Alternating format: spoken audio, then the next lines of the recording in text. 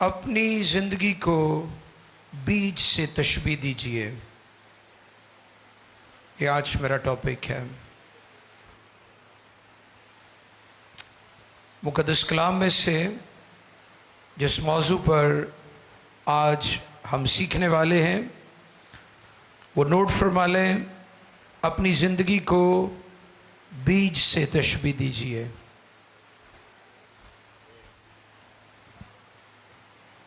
बीज बोने वाले की तमसील पर हमने बहुत पैगामात सुने, लेकिन आज एक और पर्सपेक्टिव से हम इस पैगाम को सुनने वाले हैं। और तनाजुर में, और वो ये है कि हम बीज की मानिंद हैं और बीज अपने अंदर जिंदगी रखता है। बीज को जितना मर्जी कोई रोकने की कोशिश करे, आपने अक्सर बड़ी बड़ी इमारतों पर देखा है कि वहां पर छोटे छोटे पौधे निकले हुए होते हैं, आपको नजर आते हैं। पत्थरों के दरमियान आपको पौधे नजर आते हैं। तो इससे मुराद यह है कि बीज अपने अंदर जिंदगी रखता है। तो इसलिए आज का टॉपिक है, गौर कीजिए, आज का जो टॉपिक है वो है अपनी जिंदगी को या अपने आप को बीज से तशबीह दीजिए कि आप बीज हैं। इसके लिए उसी हवाले को हम पढ़ेंगे जो अनाजील के अंदर बड़ा मशहूर वाक़या है या तमसील हमारे खुदाम ने फरमाई। मत्ती रसूल की मार्फत लिखा गया इंजीली बयान 13वां बाब, उसकी पहली आयत से लेकर 9वीं आयत मुक़द्दसा तक हम पढ़ेंगे। आओ कलाम खुदा पर हम गौर करें। मैथ्यू चैप्टर 13 वर्सेस 1 to 9, उसकी पहली 9 आयात, मत्ती 13वें बाब की पहली 9 आयात को हम तिलावत करेंगे। आओ कलाम खुदा पर हम ध्यान दें। खुदावन के कलाम मुक़द्दस में यूँ लिखा है, उसी रोज़ यीशु घर से निकलकर झील के किनारे जा बैठा और उसके पास ऐसी बड़ी भीड़ जमा हो गई कि वो कश्ती पर चढ़ बैठा और सारी भीड़ किनारे पर खड़ी रही। और उसने उनसे बहुत सी बातें तमसीलों में कहीं कि देखो, एक बोने वाला बीज बोने निकला और बोते वक्त कुछ दाने राह के किनारे गिरे और परिंदों ने आकर उन्हें चुग लिया, और कुछ पथरीली ज़मीन पर गिरे जहाँ उनको बहुत मिट्टी ना मिली, और गहरी मिट्टी ना मिलने के सबब से जल्द उग आए, और जब सूरज निकला तो जल गए, और जड़ ना होने के सबब से सूख गए।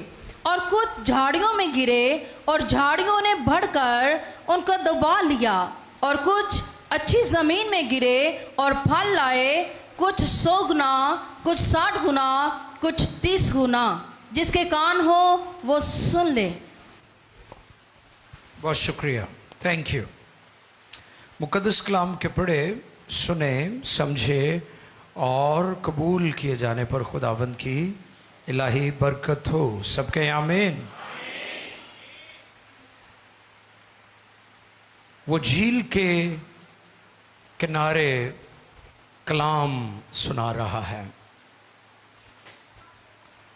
और बहुत बड़ी भीड़ थी, क्योंकि लोग यीशु के पास आते थे। यीशु उनकी ज़रूरतों को पूरा करता था। वो जिस्मानी ज़रूरतें थी, वो रूहानी ज़रूरतें थी, वो बदनी शिफा थी। लोग यीशु के पास जौक दर जौक आते थे, बड़ी भीड़ थी। और वहां पर वो उनसे तमसीलों में कलाम सुना रहा था।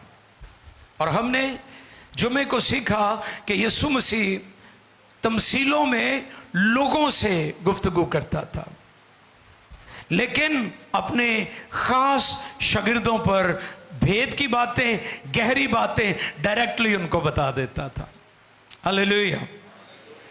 हमने सीखा था कि खास मसीही और आम मसीही, खास खादिम और आम खादिम, खास शागिर्द और आम शागिर्द, इस पर हमने एक पॉइंट सीखा था कि जो उसके कदमों में बैठते हैं वो उन्हें गहरी, अमीर और भेद की बातें बताता और उन पर जाहिर करता है। आज भी ऐसे ही है। जो पैगामात खुदा की हजूरी में बैठकर हमें मिलते हैं उनमें गहरी और अमीक बातें होती हैं। और इसलिए आज इस तमसील को हम एक और पर्सपेक्टिव से देखेंगे और तनाजुर से देखेंगे कि इसके अंदर आज सुबह हमारे लिए क्या पैगाम है। पहली बात, बीज भी एक ही किस्म का है, एक ही किस्म का है। नतीजे कितने निकले? 4। कितने? फल सिर्फ एक जमीन ने दिया, नतीजे 4 निकले। बीज एक ही है। मुझे और आप सबको खुदा ने एक ही तरह से डिजाइन किया है, लिहाजा बीज एक ही है। हालेलुया। हम सबको खुदा ने एक ही तरह से डिजाइन किया है। बहुत कम लोग हैं जो स्पेशल हैं, जिनके जिस्मानी अज़ा कम है या पूरे तौर पर काम नहीं करते, लेकिन यूनिवर्स में जो मेजॉरिटी है, जो अक्सरियत है, वो सब एक जैसे ही हैं। 2 हाथ है, 2 बाजू हैं, 2 आंखें हैं, 2 कान हैं। और उसी तरह जैसे खुदा ने मुझे बनाया है, प्यारे भाई आसिफ को, शर्जील को, भाई शाहिद को, अदनान को, हम सबको खुदा ने एक ही तरह डिजाइन किया है। बीज भी एक है, जिस थैले में रखेंगे वो थैला भी एक ही है, और जो बोने वाला है वो भी एक ही है, वो भी एक ही है। तो फिर नतीजा फर्क क्यों निकला है, ये आज गौर तलब बात होगी जिसको हम ध्यान से सुने। 4 किस्म के नतीजे मिले। बीज एक, थैला एक, बोने वाला एक। तो मसला कहां पर है? जमीन में है, मट्टी में है। कहां पर है मसला? हां, अगर बीज स्ट्रांग है तो सॉइल भी स्ट्रांग होनी चाहिए। यह नहीं कि बीज बड़ा जबरदस्त है और सॉइल किसी काम की नहीं है, वो कभी फलदार नहीं होगा। इस पर मैंने पहले भी बताया था कि कई ऐसी जमीनें हैं, लफ्ज तो सख्त है, कि वो लानत के कब्जे में है। यानी ऐसी जमीन जो लानती जमीन है, उस जमीन में बीज कभी फलदार नहीं होगा, क्योंकि बीज जितना मर्जी ताकतवर हो, सॉइल का, जमीन का, मिट्टी का ठीक होना, ताकतवर होना, दुरुस्त होना, जरखेज होना बहुत लाजमी है, जरूरी है। यह बात है जो गौर तलब है आज, यह बात है जिस पर हम आज गौर करने वाले हैं।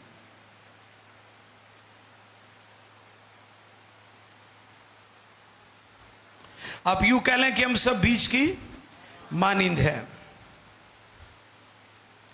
हम सब में पोटेंशियल खुदा ने रखी हुई है। मैंने पिछले दिनों भी बताया था कि सब के अंदर तरक्की की जो पोटेंशियल है खुदा ने रखी हुई है। तुसी तरक्की करो तो भावें ना करो, ताड़ी अपनी मर्जी है। तुसी गरीब पैदा होके गरीब मर जाओ, ये ताड़ा अपना फैसला हो सकता, खुदा का फैसला नहीं है।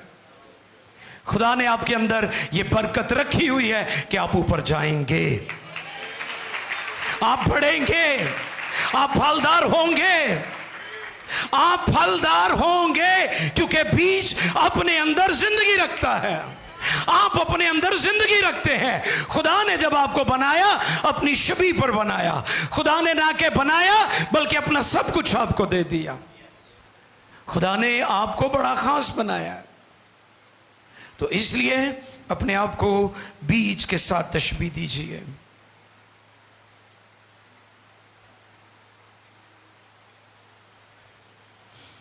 ये जमीन क्या है, ये मिट्टी क्या है?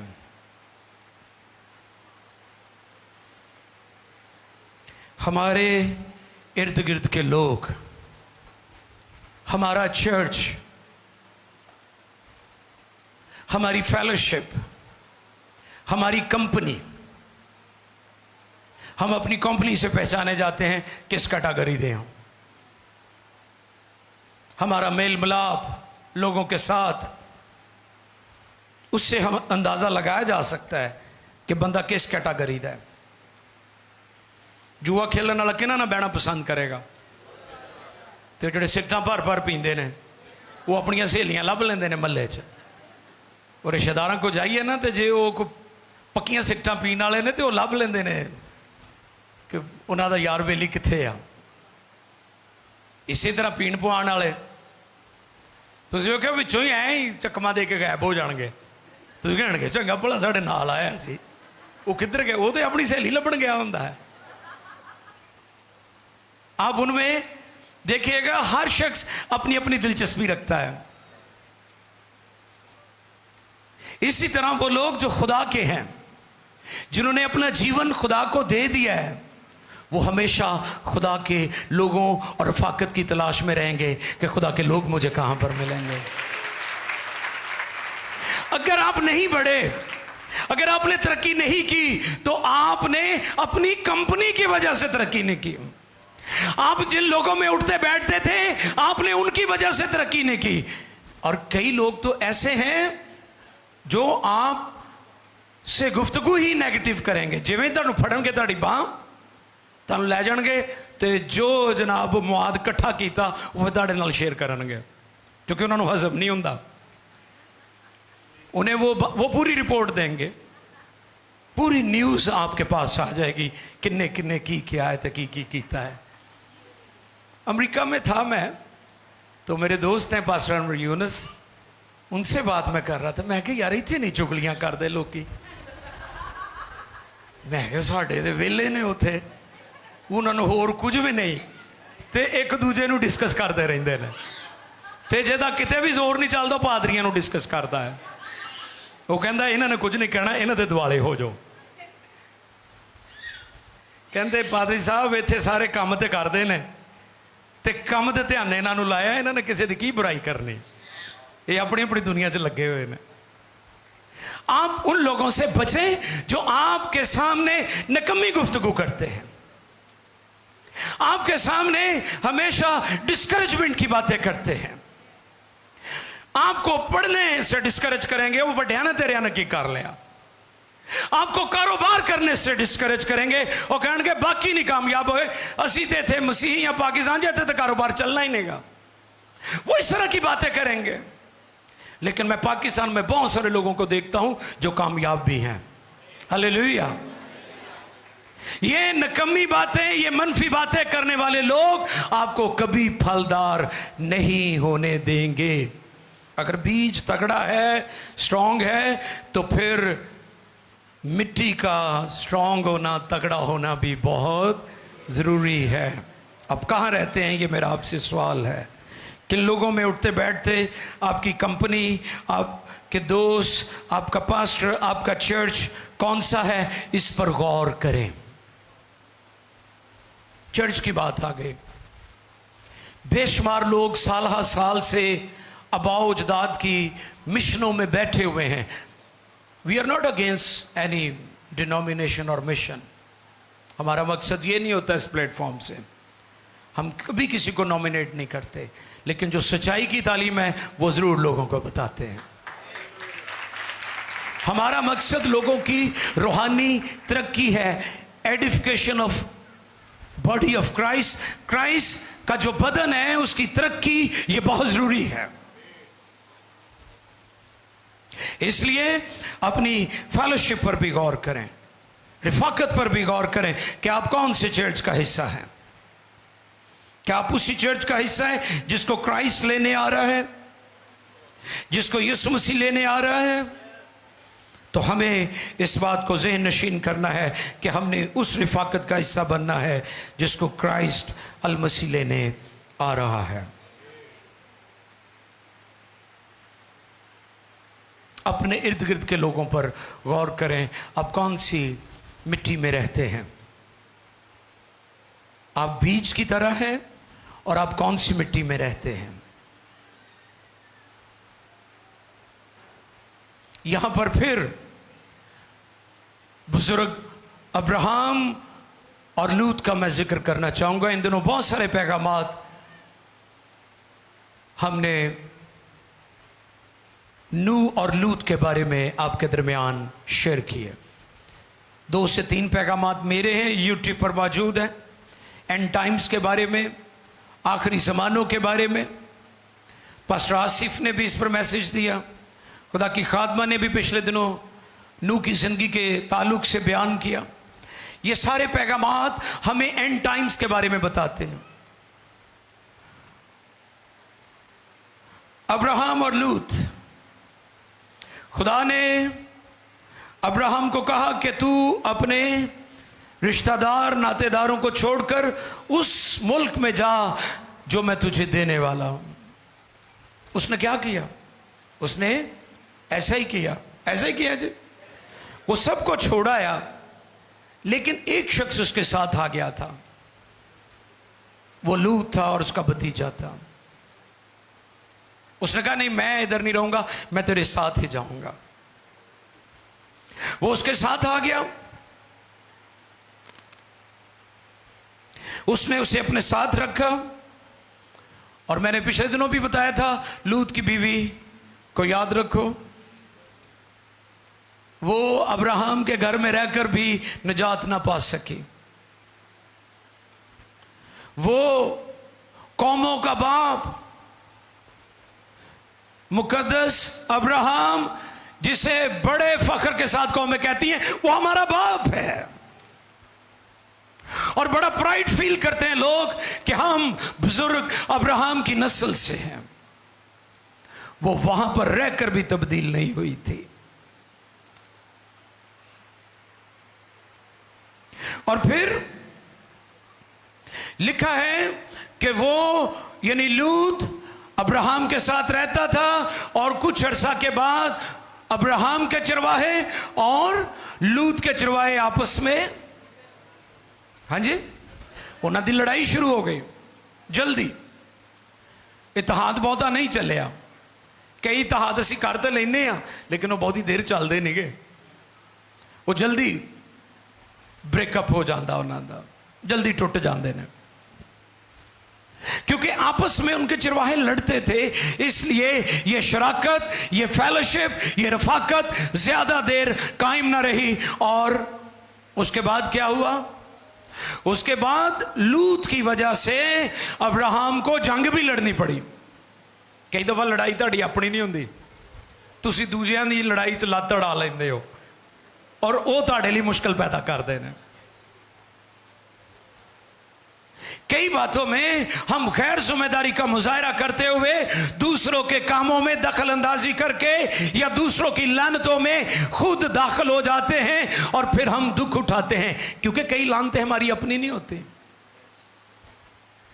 बलाम के बारे में आप जानते हैं, उसने बार बार बनी इस्राएल पर लानत करने की कोशिश की, लेकिन उसकी कोई चाल, कोई उसकी चालाकी नहीं चल पाई। तो फिर बाद में क्या हुआ था? फिर वो लानत जो बलाम कर रहा था बनी इस्राएल पर ना कर पाया। उसके बाद गैर कौमों के साथ मेल मिलाप किया, बुतों की कुर्बानी में शरीक हुए। सो लिहाजा अब लानत बुलानी नहीं पड़ी, अब लानत खुद ब खुद आ गई। आ बैल मुझे ए वो गल है कि एवं अपने आप को पेश कर देना। सो लिहाजा आप अपनी लिमिट में रहा करें, जहां पर खुदा ने आपको रखा है वो बेस्ट है। इसी तरह अब्राहम को लूत के लिए जंग भी करनी पड़ी, और क्या हुआ?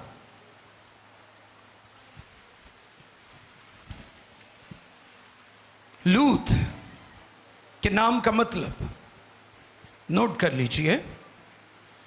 लूत के नाम का मतलब है ढांपना, कवरिंग, नकाब, नकाब जैसे होता है, वेल, नकाब करना, या जैसे बुर्का पहनकर अपने आप को कवर किया जाता है, ये उन्हीं मानों में आता है।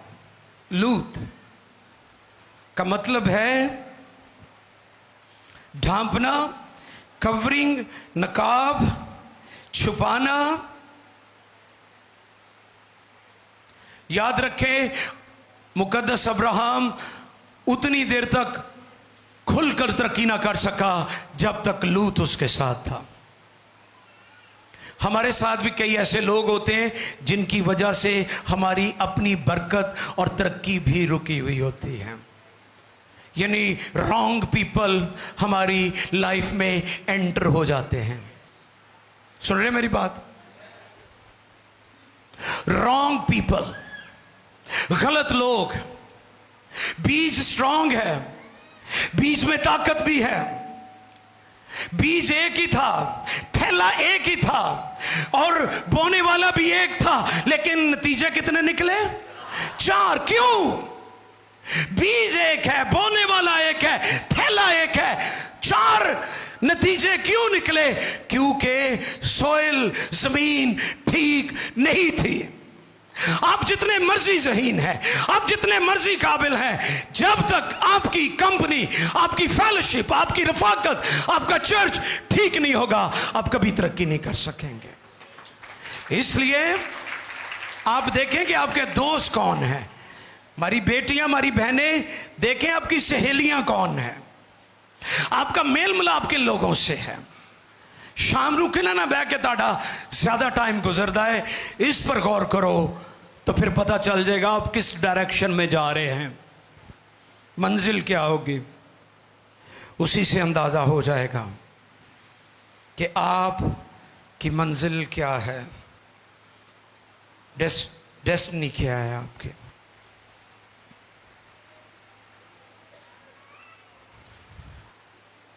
हमने अपने घर में बड़े जतन किए। मुझे याद है पहलों घाल आया वो भी न चलिया, अद्धा कि है जिमें टावा टावा गंजी जी ग्राउंड। फिर असी उत्ते सब्जियां लाइया, वो भी तोरियां असी तो क्या छोटियां छोटियां लेडी फिंगर जो होती है, वो अड़ियां अड़ियां वड्डियां, वो पक्कियां जड़ियां होंदियां खाण नूं दिल ना करे। फिर वो माली नूं सी कहा कि तू पैसे भी लवाई जा रहा वहाँ तो कम नहीं सही है। वो कहता भाई साहब यदि मिट्टी चेंज करने पैनी है। तो फिर हमने उसकी सारी की सारी जो मिट्टी है वो तब्दील की। अब बड़ा खूबसूरत गार्डन है हमारे पास, पौधे ठीक थे, बीज ठीक था, बेलें ठीक थी, लेकिन मिट्टी, हाँ, बीज ठीक है, आपको खुदा ने ठीक बनाया है। गॉड नेवर मिस्टेक्स, खुदा कभी गलती नहीं करता। आपको उसने बहुत ज़बरदस्त, शानदार, खूबसूरत, असीम, शाकार हैं आप खुदा का, मास्टरपीस हैं आप खुदा का।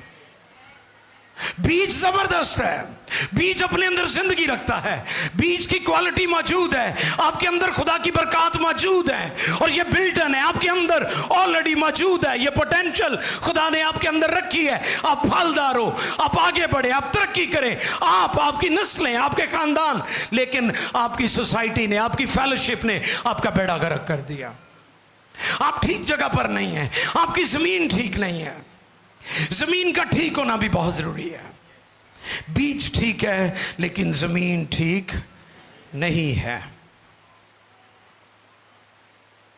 मुश्किल आप में नहीं, मुश्किल बीज या दरख्त में नहीं, पौधों में नहीं, बल्कि लगाई गई मिट्टी में है।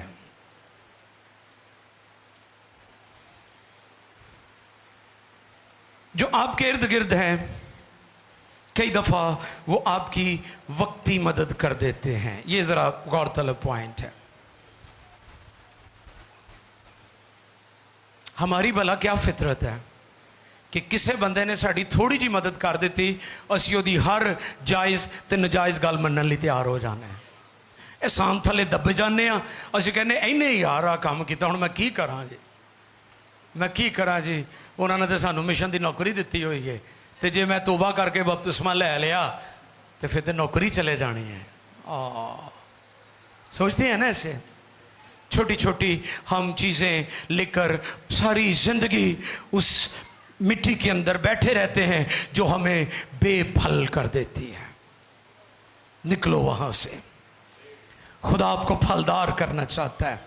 अब्राहम तब तक खुलकर फलदार नहीं हुआ जब तक लूत उसकी जिंदगी में था। जैसे ही लूत निकला है, खुदा ने उसकी हदूद को बढ़ा दिया। खुदा आपकी जिंदगी में ऐसे जो लूत हैं उनको निकालना चाहता है ताकि आप फलदार हो जाएं, ताकि आप फलदार हो जाएं। क्योंकि लूत के नाम का मतलब है पर्दा, कवरिंग, चीजों को ढांप देना।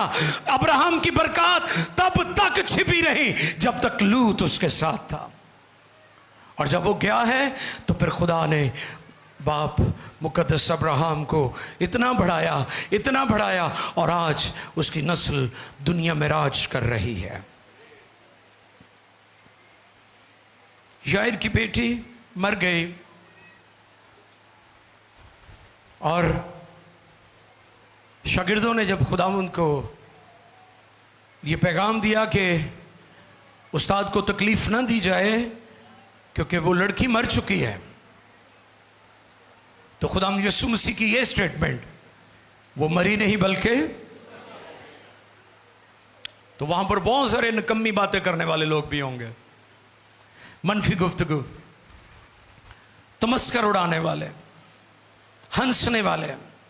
आप पर बहुत सारे लोग हंसते हैं जब आप ईमान की गुफ्तगू करते हैं, जब आप तरक्की की बातें करते हैं, जब फ्यूचर के बारे में ईमान की बोली आप बोलते हैं। बहुत सारे लोग आपका मजाक उड़ाते होंगे। आप उनमें खड़े ना रहें बल्कि कुछ वक्त के लिए उनसे दूर चले जाएं, फिर आप देखिएगा कि खुदा आपको कैसे बढ़ाता है। यीशु मसीह ने सारे बाहर काट देता, उन्हें कहा निकल जाओ बाहर। यीशु उन्होंने मौजूदगी च भी मौजा कर सकते सन कि नहीं, क्योंकि वो ऑलमाइटी है, वो सब कुछ कर सकता है, कादर मुतलिक है। लेकिन खुदावन ने उनकी मौजूदगी में उस लड़की को जिंदा, चंद एक अपने शागिर्दों को वहां पर रखा जो उसको समझते थे, बाकी सारे बाहर कड्डे, उन्हें कहा निकलो। ऐसे माहौल में मौजे नहीं होते। उनको बाहर निकाला और लड़की को जिंदा कर दिया। तो ऐसे लोग जो नकम्मी और मनफी बातें करने वाले हैं, चुगलखोर टाइप लोग हैं, उनसे इज्तनाब करें, उनको अपने आप से दूर रखें, वो आपकी तरक्की को भी रोक देंगे। आपको पॉजिटिव लोगों की ज़रूरत है जो मस्बत गुफ्तगू करें, जो पॉजिटिव टॉक करें आपके साथ। मुल्क मौदा में कितने जासूस भेजे थे जी? 12। कितने? 10 जो रिपोर्ट लेकर आए थे वो कौन सी थी? वो नेगेटिव थी। और 2 जो रिपोर्ट लेकर आए थे वो क्या थी जी? पॉजिटिव थी। अच्छा हुंदा की है जिहड़ी पॉजिटिव रिपोर्ट वाले है ना, उन्हां दी खबर इन्नी नहीं फैलती, ए नेगेटिव वाले बड़े मशहूर हो जाते हैं। और ये पता क्या है तनासब कितना बनता है? 20 और 80 कितना? 80% नकम्मे ते 20% चंगियां गल्लां करने वाले। उससे क्या हुआ कि पूरे बनी इस्राइल में ये खौफ तारी हो गया क्योंकि रिपोर्ट नेगेटिव थी। अब मुकाबला कितना है? 80-20। जब उन्होंने आकर रिपोर्ट दी तो हर तरफ खौफ तारी हो गया, मायूसी आ गई, और उन्होंने आखिया नहीं असं अगे नहीं जावांगे, काम खराब हो जाना, मार पै जानी। लेकिन वो भूल गए जंगे तो खुदा लड़ रहा है उनके लिए। हालेलुया। उनका वक्त जाया हो गया। ये नहीं कि बनी इस्राइल को कामयाबी नहीं मिली, मिल गई थी बाद में, लेकिन वक्ती तौर पर 80% जो निकम्मी गुफ्तगू थी और जो नेगेटिव रिपोर्ट थी, उसके नतीजे में लोगों के हौसले पस्त हो गए और नतीजतन उनका वक्त ज़ाया हुआ, वो आगे ना बढ़े। और फिर जब इन दो की रिपोर्ट से, जो 20% को रिप्रेजेंट कर रहे थे, उनकी रिपोर्ट से जब खुदा ने उनको इनकरेज किया कि खुदा हमें फतह देगा, खुदा हमें गलबा देगा, खुदा हमें कामयाबी देगा, तो फिर वो आगे बढ़े और खुदा ने उन्हें फतह बख्शी। इसलिए ये नोट फरमा लें आज से, बीज की कुव्वत और ताकत के साथ साथ ज़मीन और मिट्टी की ताकत का होना भी बहुत ज़रूरी है। यह भी ज़रूरी है।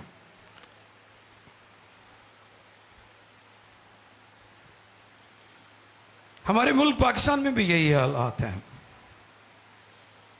कोई चर्च जाना शुरू हो जाए, कहणगे लै वड्डा भगत बनया फिरदा। आप इको बार साल च जाते ने ते बड़िया फिगर जे नूं डेकोर करनगे, झंडियां लाणगे, बड़ा कुछ करते हैं इको ही बार। ते जेड़ा बेचारा सीधी राह ते चल पे, ओदे फिर जनाब उन्होंने गल्लां करते हैं। ते जे कोई बेचारा पढ़न लग पे, जे कोई कारोबार करन लग पे, जे कोई खिदमत च आ जाए, उन्होंने गल्लां कर कर मार देंगे ने। कहणगे हुण वेला है, इहदा काम करन नूं दिल नहीं करता, पादरी बन गया। बड़े लोग अजीब अजीब बातें करते हैं। आपके अंदर खुदा ने बरकत रखी हुई है। मिट्टी ठीक तलाश करें और वहां पर खड़े हो जाएं, खुदा आपको फलदार कर देगा। हेनरी फोर्ड, जिसने दुनिया में सबसे पहले मोटर कार इंजन बनाया, क्या नाम है उसका? Henry Ford. नोट कर लें, क्या नाम है उसका?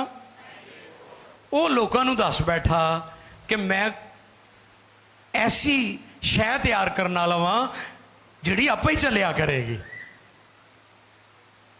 इंजन बनाने लगा मैं, ते सारे ही उन्होंने आके गल्लां करन लग पे, परां जा, ओ परां जा, तू ओ परां कम कर जाके, ए मूँह ते मसरां दी दाल कहंदे है ना इत्थे, हैं ए तू केड़े बाग दी मूली आ। No no no no no no, ऐसी बातें ना किया करें और ऐसी बातें सुने भी ना करें। सुने ना लोगों की जो ऐसी बातें करते हैं, क्योंकि बीज हैं आप, और आपके अंदर खुदा ने जिंदगी रखी है। उसकी मुलाकात हो गई थॉमस एडिसन, जिसने ये बल्ब तैयार किया था। और जब वो उसे मिला तो उसने उसे कहा, वेल डन, शाबाश, कम ऑन मैन। उन्होंने थापी मिली, उन्होंने हौसला मिल गया, और अज तुसी गड्डियां झूटन दे हो। ऐ वे थापी, ते जे उन्हां दीयां गल्लां ते लगा रहिंदा कि ताड़ा गीत नहीं चलना। बेटी अभी बता रही थी कि बार बार उसे अपलोड किया गया, जब भी अपलोड किया मिलियंस में गया। हालेलुया। एवं ही हुंदा है। लोग कहते नहीं चलना, नहीं चलना, ऐ ठीक नहीं है। जब खुदा आपकी फेवर में है, जब खुदा आपके साथ है, जब आपका अज़म ठीक है, जब आपकी इंटेंशन ठीक है, जब आपके इरादे नेक हैं, तो दुनिया की कोई ताकत आपको बढ़ने और फलदार होने से रोक नहीं सकती, क्योंकि बीज अपने अंदर जिंदगी रखता है, बीज अपने अंदर पोटेंशियल रखता है। यह ताकत खुदा ने आपके अंदर रखी हुई है। आप पढ़े लिखेंगे, आप पढ़े लिखे इंसान होंगे, आप कामयाब इंसान होंगे, आप शोहरत याफ्ता होंगे, आप दुनिया की बुलंदियों पर जाएंगे। अपने अंदर इस बात को ठान लें। आज सुबह मैं आपको इनकरेज करता हूं, ये पैगाम देता हूं कि आप कामयाब होंगे, लेकिन ज़मीन ठीक होनी चाहिए।